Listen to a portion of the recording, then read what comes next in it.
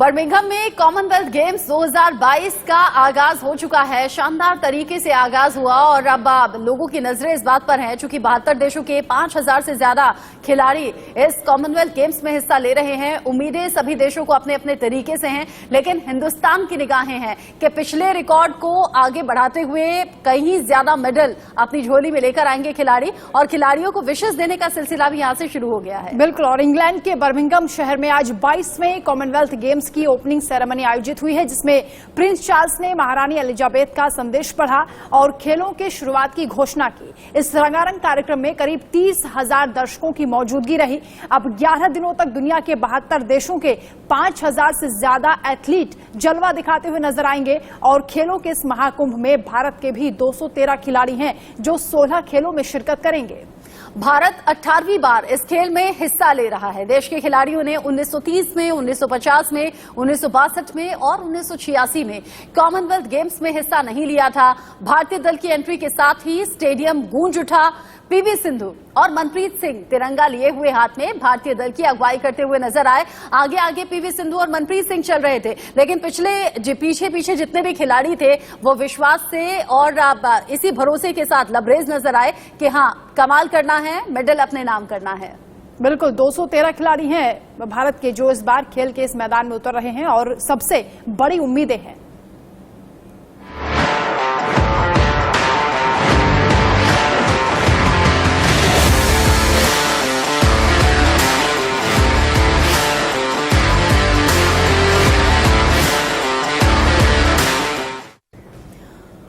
Commonwealth games के बारे में और ज्यादा अपडेट्स जानने के लिए हमारे साथ इस वक्त स्टूडियो में ही खास मेहमान मौजूद हैं। हमारे साथ हैं advisor India News Sports Manoj Joshi, जो कि हर एक गेम पर मजबूत पकड़ भी रखते हैं और किस खिलाड़ी से कितनी उम्मीद रखनी चाहिए वो भी हमारे दर्शकों तक बहुत अच्छे तरीके से बताएंगे, समझाएंगे। मनोज जी, कैसे देख रहे हैं आप भारत के इस होने वाले कॉमनवेल्थ गेम्स में इस सहभागिता को? भारत से कितनी उम्मीदें करें? 2018 में 66 मेडल आए थे, इस बार उससे ज्यादा तो कम से कम होना चाहिए।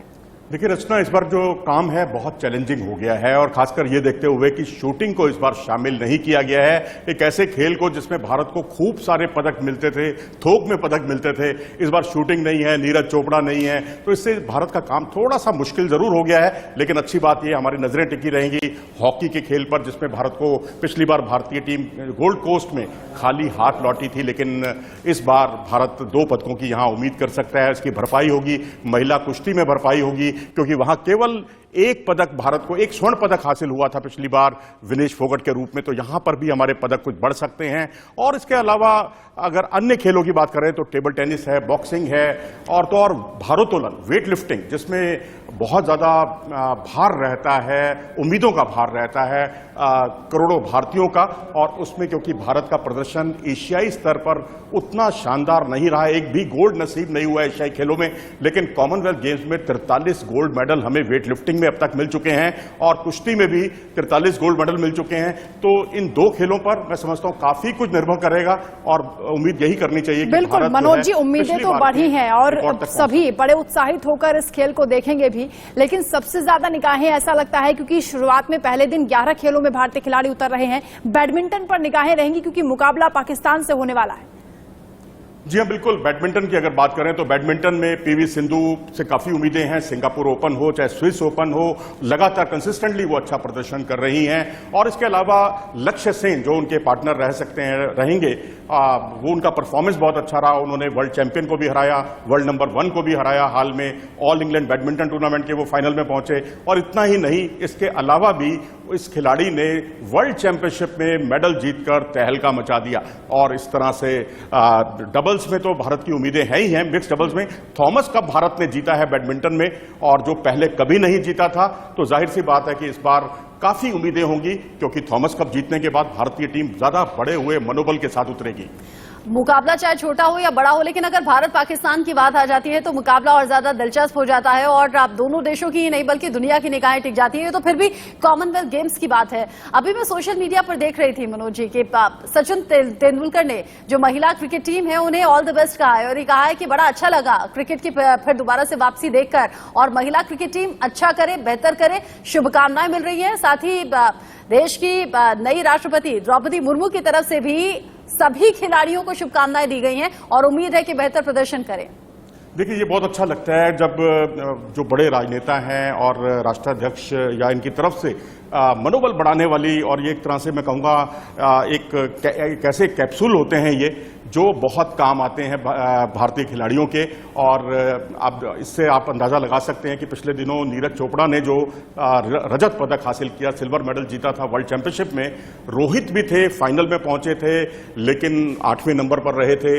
लेकिन सबसे पहले प्रधानमंत्री जी ने रोहित को बधाई दी फाइनल में पहुंचने की, और उसके बाद उन्होंने नीरज चोपड़ा से बात की। तो ये सारी बहुत छोटी छोटी चीजें होती हैं, लेकिन ये खिलाड़ियों के मनोबल को बढ़ाती हैं। अब जो फाइनल में पहुंचा, मेडल नहीं जीत पाया, उसका मनोबल और बढ़ेगा कि अगली बार कहां चूक उनसे हुई है उसकी भरपाई उसे करनी है। जी, और साइकोलॉजिकल अगर मजबूत होते हैं तो कहा जाता है कि गेम आधा तो आपने जीत ही लिया। मनोज जी, आप रहिएगा हमारे साथ, क्योंकि आज भारतीय क्रिकेट महिला टीम का मुकाबला ऑस्ट्रेलियाई महिला टीम के साथ हो रहा है। इसी मुद्दे पर हमसे बात करने के लिए हमारे साथ क्रिकेट एक्सपर्ट के तौर पर राजकुमार शर्मा जी जुड़ गए हैं, जो कि विराट कोहली के कोच भी हैं।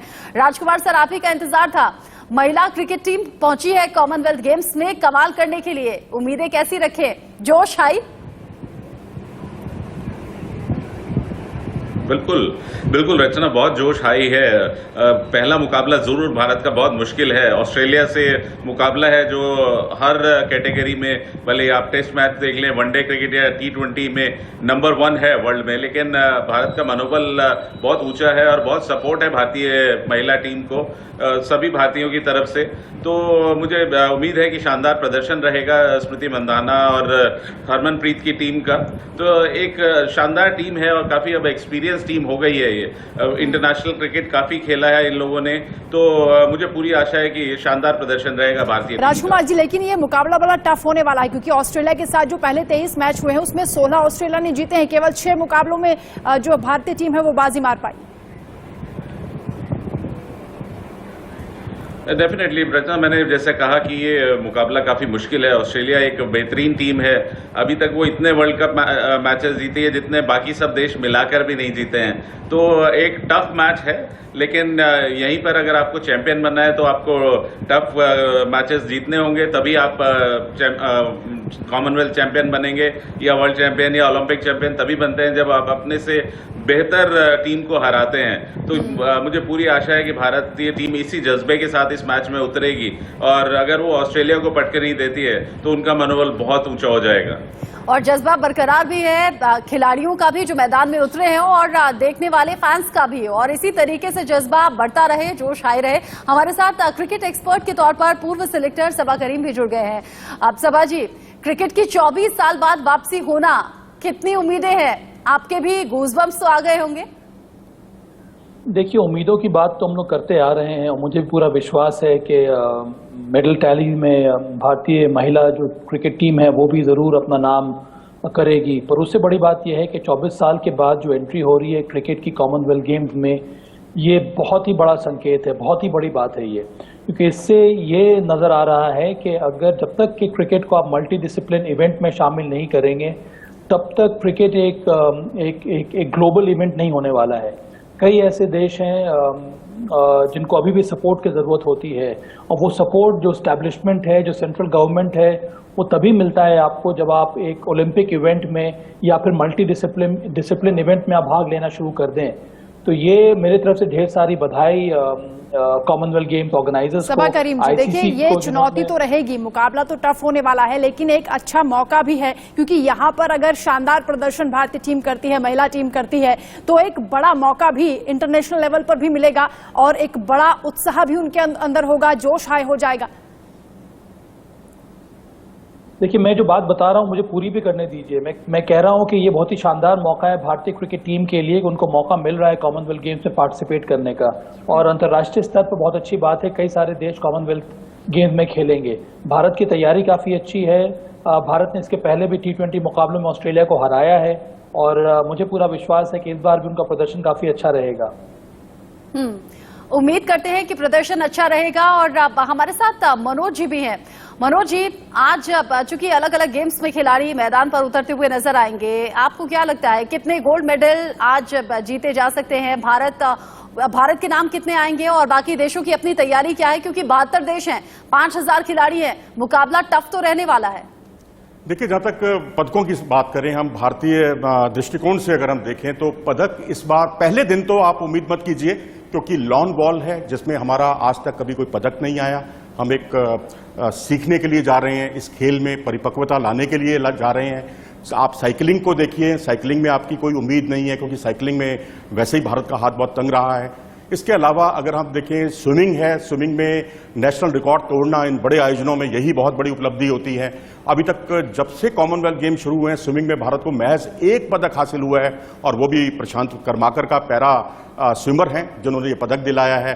बॉक्सिंग में, क्योंकि आज अमूमन होता यह है कि बॉक्सिंग में जो भी बॉक्सर उतरता है वो 1 राउंड खेलता है और उसके बाद उसका मुकाबला अगले दिन पड़ता है। जैसे कुश्ती में होता है या जूडो में होता है कि जो जिस दिन उतरेगा उसी दिन स्वर्ण और रजत और कांस्य पदक का फैसला हो जाएगा, लेकिन बॉक्सिंग में ऐसा नहीं होता। तो इसलिए आज पदक की आप उम्मीद बॉक्सिंग में भी नहीं कर सकते। बैडमिंटन में भारत का मुकाबला है, उसमें भी कई दिन तक मुकाबला चलने वाला है। बॉक्सिंग, बैडमिंटन, तो टेबल टेनिस में भारत का मुकाबला है सिंगापुर के साथ। तो मुझे लगता है कि आज आप पदकों की उम्मीद मत कीजिए, लेकिन पदकों की राह पर आप भारतीय एथलीटों को चलते हुए जरूर देखेंगे। लेकिन भारत पाकिस्तान जो बड़ा इंटरेस्टिंग मुकाबला है बैडमिंटन में, सबा करीम जी, अगर आप भारत पाकिस्तान के इस मुकाबले को लेकर अपनी कोई टिप्पणी करना चाहते हैं तो जरूर कर दीजिए, क्योंकि भारत पाकिस्तान का मुकाबला तो जब जब हो, सिर्फ क्रिकेट नहीं बाकी खेलों में भी तो बड़ा दिलचस्प ये मुकाबला हो जाता है। साथ ही अगर अब महिला क्रिकेट टीम अगर ऑस्ट्रेलिया के साथ भिड़ने वाली है, हम अपने मजबूत और कमजोर पॉइंट्स तो जानते हैं, लेकिन ऑस्ट्रेलिया की टीम में ऐसी कौन सी वो मजबूती है जिससे थोड़ा सा सतर्क रहने की जरूरत होगी?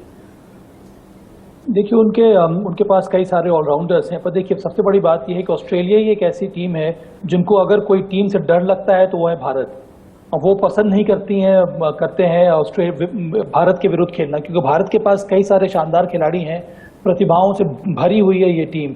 2-3 नए खिलाड़ी जो हैं, यस्तिका भाटिया हो गई, पूजा वस्त्राकर हो गई, स्नेह राणा है, मेघना सिंह, इस प्रकार के कई सारे ऑलराउंडर्स इस टीम में अब शामिल हो गए हैं। उसके ऊपर से हरमन का फॉर्म काफ़ी अच्छा है, जमाइमा रॉड्रिगेज है, शिफाली वर्मा है, स्मृति मंदाना है, तो हमारी बल्लेबाजी भी काफ़ी मजबूत है। तो ये जो मिश्रण है हमारी टीम का, उसी वजह से ऑस्ट्रेलिया को लगता है कि यही एक ऐसी टीम है जो उनको हरा सकती है। तो दिलचस्प मुकाबला होने वाला है और मुझे पूरी उम्मीद है कि भारत का प्रदर्शन काफ़ी अच्छा रहेगा।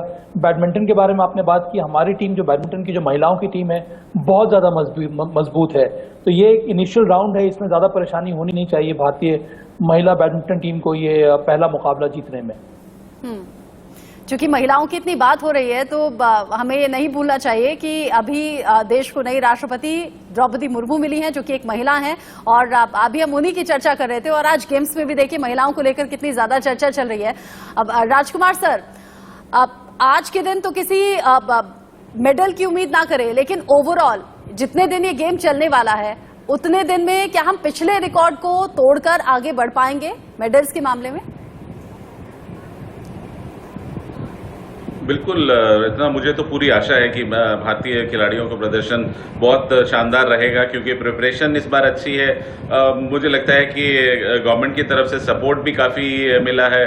तो पूरी आशा है कि जो पहले जो मेडल मिले थे उससे हमारी मेडल टैली बढ़ेगी, और जो दिल्ली में हमने मेडल टैली जो रिकॉर्ड मेडल टैली भारत को मिली थी, अगर भारत उसके आसपास पहुंचता है या उसे पार करता है तो ये बहुत बड़ा अचीवमेंट होगा, और पूरे देशवासी इसके लिए दुआएं करेंगे, अपनी शुभकामनाएं देते हैं अपनी भारतीय एथलीट्स को कि वो बेहतर प्रदर्शन करें और देश का नाम ऊंचा करें। ठीक है राजकुमार जी, आप बने रहिए हमारे साथ, लौटेंगे आपके पास। तो अब बात कर लेते हैं चक दे इंडिया यानी हॉकी की।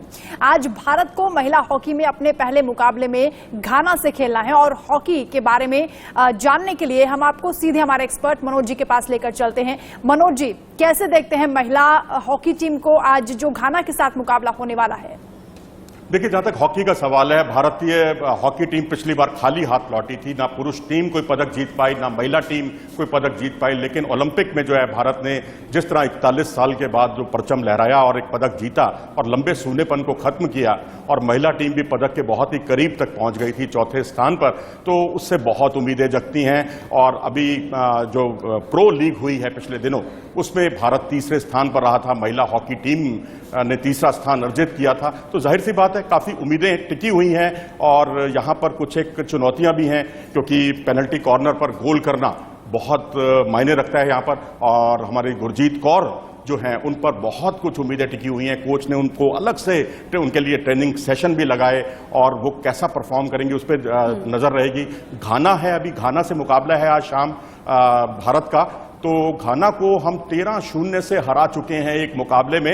अभी तक ये दूसरा मुकाबला होना है अब ये घाना से। उसके बाद तो अब ये अच्छी बात ये है कि ओलंपिक में हमारा मुकाबला बहुत कड़ी टीमों से हुआ था और पहले 3 मुकाबले हम नहीं जीत पाए थे और उसके बाद टीम ने जो यू टर्न लिया था उसके बाद पीछे मुड़कर नहीं देखा। देखिए, खेल की बारीकियों को समझने और समझाने के लिए तो आप सभी एक्सपर्ट्स हमारे साथ जुड़े हुए हैं जो दर्शकों तक बारीकियां बता रहे हैं, लेकिन जब महिला हॉकी टीम की बात आती है तो दिमाग में एक पिक्चर आती है, चक दे इंडिया। तो मैं ये पूछ रही हूं, दर्शक ये जानना चाहते हैं कि चक दे इंडिया वाला मूवमेंट देखेगा देश? देखिए जी, 2002 में कॉमनवेल्थ गेम्स का ही आयोजन था, मैनचेस्टर में वो आयोजन हुआ था और भारतीय महिला हॉकी टीम ने पताका फहराई थी अपनी और स्वर्णिम सफलता हासिल हुई थी। और उसके बाद जबकि बहुत अंडर एस्टिमेट किया जा रहा था, जैसे अब 1983 में भारतीय टीम को बहुत अंडर एस्टिमेट किया जा रहा था और भारत चैंपियन बनकर उभरा था, वही कुछ 2002 में स्थितियां थी। और उसके बाद जो है एक ऐसी बूम सा आ गया देश भर में कि 2006 में भी भारत फाइनल में पहुंचा अगले ही कॉमनवेल्थ गेम्स में। लेकिन निराशाजनक ये रहा कि उसके बाद से लेकर भारत का कॉमनवेल्थ गेम्स में महिला हॉकी में कोई मेडल नहीं आया। लेकिन अच्छी बात यह है कि रियो ओलंपिक से पहले भारत ने जो ओलंपिक के लिए क्वालिफाई किया था 36 साल के बाद, वो वास्तव में काबिले तारीफ है। और उसके बाद अब जो भारत ने टोक्यो में प्रदर्शन किया है वो वाकई बहुत मनोबल बढ़ाने वाली वो जीत थी जिसमें भारत ने बिल्कुल। और उम्मीद कर रहे हैं मनोज जी कि इस बार भी कुछ ऐसा ही प्रदर्शन होगा जिससे पूरे भारत का उत्साह भी बढ़ेगा। सबा करीम जी भी लगातार हमारे साथ जुड़े हुए हैं। सर ये बताइए कि जो सरकार की ओर से फैसिलिटीज बढ़ाई जा रही हैं, प्रदर्शन और बेहतर खिलाड़ियों का हो रहा है, 2018 के मुकाबले इस बार की कॉमनवेल्थ में कौन सी चीजें आपको लगती हैं कि जो इस बार बेहतर हुई हैं, खासतौर से खिलाड़ियों के प्रदर्शन को लेकर, उनकी तैयारी को लेकर? देखिए, सबसे बड़ा परिवर्तन जो मुझे देखने को मिल रहा है वो है अवेयरनेस एस्टैब्लिशमेंट की तरफ से, कि अभी स्पोर्ट्स को लेकर जितना ज़्यादा अटेंशन दिया जा रहा है, खिलाड़ियों की तरफ जो सुविधाएं दी जा रही हैं वो बहुत अच्छी खबर है। और इसी वजह से सभी खिलाड़ियों का, सभी एथलीट्स का जो इस कॉमनवेल्थ गेम्स में भाग लेंगे उनका मनोबल बहुत ज़्यादा ऊपर है। वो पर्सनल जो कम्युनिकेशन होना चाहिए, चाहे वो मिनिस्ट्री की तरफ से हो, चाहे वो प्रधानमंत्री की तरफ से हो, चाहे वो फेडरेशन की तरफ से हो, उसमें बहुत ज़्यादा सुधार देखने को मिल रहा है। और इन सब बातों का अंत में बहुत ज़्यादा फर्क पड़ता है एथलीट्स के मनोबल पर भी। तो मुझे पूरा विश्वास है कि जितने सारे हमारे एथलीट्स भाग ले रहे हैं इस कॉमनवेल्थ गेम्स में, उनका प्रदर्शन काफ़ी अच्छा होने वाला है। मनोज जी ने बात की हॉकी टीम की, महिला जो हॉकी टीम है उनका प्रदर्शन हाल में काफ़ी अच्छा रहा है, वहाँ से उम्मीदें हैं हमें, बॉक्सिंग में हमें उम्मीदें हैं, क्रिकेट से हमें उम्मीदें हैं। तो कई सारे, बैडमिंटन एक हमारे स्ट्रॉन्ग यूनिट है, वहाँ से मुझे कई सारी उम्मीदें हैं। बहुत सारे ऐसे इवेंट्स हैं या डिसिप्लिन है स्पोर्ट्स के जहाँ पर मुझे पूरा यकीन है कि कई सारे मेडल हमारे नाम जरूर आएंगे इस बार। ऐसी उम्मीद करते हैं कि कई सारे मेडल्स हमारे नाम आएंगे और जैसे जैसे मेडल आने शुरू हो जाएंगे वैसे वैसे जब आप और हम डिस्कशन किया करेंगे तो चेहरे पर अलग ही मुस्कान होगी, मुस्कुराहट होगी। आज तो सिर्फ शुरुआत है। बहुत बहुत शुक्रिया आप सभी का हमारे साथ जुड़ने के लिए, सबा करीम जी, राजकुमार जी और साथ ही मनोज जी, आपका इस डिस्कशन में हमारे साथ रहने के लिए। आगाज हुआ है, अंजाम भी बेहतर होगा। पुराने रिकॉर्ड तोड़ते हुए आगे बढ़ते हुए कई और मेडल भारत की झोली में पड़ेंगे, ऐसी हम उम्मीद करते हैं। लेकिन जैसे कि अभी हमारे सभी एक्सपर्ट्स कह रहे थे कि पर्सनली बात करना, खिलाड़ियों का हौसला बढ़ाना, ये साइकोलॉजिकल बहुत मजबूत कर देता है खिलाड़ियों को। ये शानदार तस्वीरें आप देख लीजिए किस तरीके से कॉमनवेल्थ गेम्स में आगाज हुआ और हिंदुस्तान के जो खिलाड़ी थे चेहरे पर मुस्कान लिए, हाथ में तिरंगा लहराते हुए विश्वास से लबरेज, आत्मविश्वास से लबरेज चल रहे थे। ओपनिंग सेरेमनी की ये तस्वीरें आप देख रहे हैं जिसमें पीवी सिंधु और मनप्रीत सिंह हाथ में तिरंगा लेकर आपको नजर आ रहे हैं, जो उत्साहवर्धन कर रहे हैं तमाम भारतीय खिलाड़ियों का। इन्हीं शानदार तस्वीरों के साथ एक बहुत छोटे से ब्रेक के लिए यहां पर रुक रहे हैं। ब्रेक के उस पार इंडिया न्यूज पर खबरें जारी हैं।